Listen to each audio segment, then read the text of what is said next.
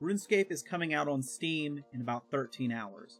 This video is for people that jump onto it and say this is really different or not what I expected, and people that are wondering if this is a version they should play.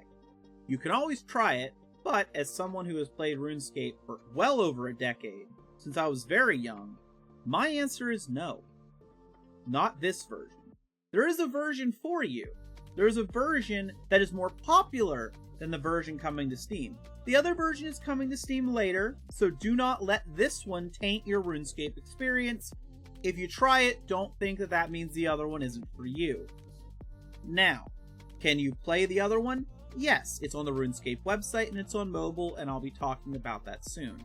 This is RuneScape 3. This is the version of RuneScape that failed. This is the version of RuneScape that lost all the players, started adding tons of microtransactions, pay-to-win aspects, gambling as you open the game. If you log into this game, you will see all of this very quickly.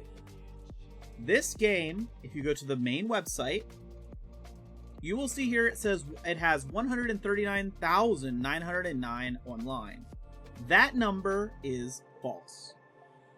What this number up at the top means is this is the number of people AFK in the menu, currently in game, and on the forums, and most importantly, playing Oldschool Runescape. Oldschool Runescape is the re-release true to the original vision of RuneScape that the majority of players play.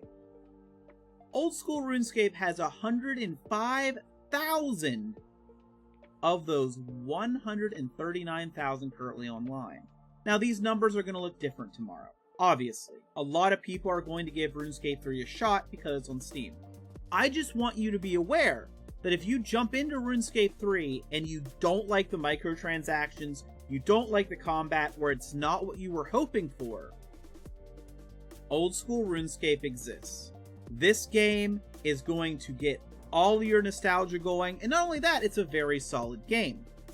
Now, if you're saying, I don't have a lot of time, or I'm not sure if I want to get into this, there is free to play in both. Now, if you are willing to put up membership and you're wanting to try out the game, or you get into it and you want to play more, we also have leagues. I may be making some league content, I may not. This will be October 28th. Leagues splits the world into multiple sections. You get huge experience boosts. You get amazing relics to speed up the gameplay. Whole new leaderboards. Everyone starts fresh. Everyone can't trade. It's really cool. They're a really fun experience. If you played a Path of Exile League, you kind of have the idea of spicing it up. Experience rates at level 6, I think, go to times 16 rate. You'll hit times 12 experience rates very quickly. It lasts for 2 months. You do get rewards from it that are tradable in the main game, that then you could trade for gold and use that gold to pay for future membership if that is something you wanted to do.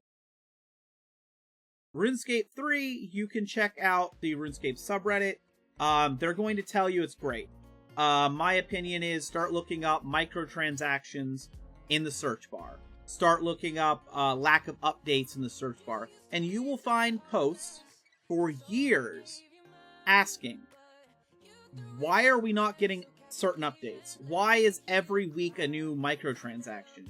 Why is this pay-to-win thing added? Why is that pay-to-win thing added?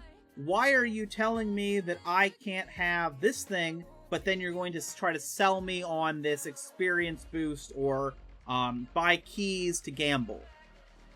100%, in my opinion, this is not the version for the majority of players, and I say that because out of 139,000, 106,000 have chose this version.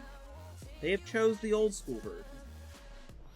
Please do not let your RuneScape experience be tainted if you do not like RuneScape 3. Most people do not like RuneScape 3. I just want to be clear. I think this is a great game.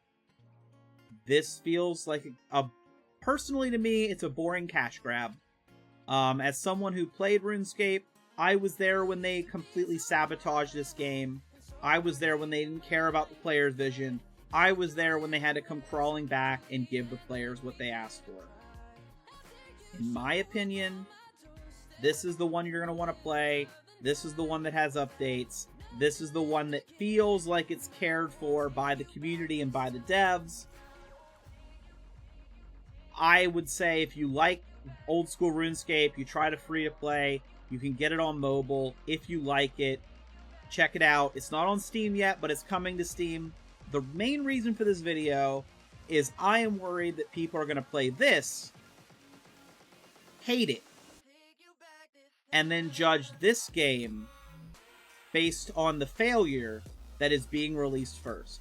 And in my opinion, the reason that this game, this version's coming out first on Steam, is they know that after this game is on Steam, they can release this one and people will come here, okay? They do not believe that if you start with an old school experience, you will then be willing to subject yourself to RuneScape 3 again.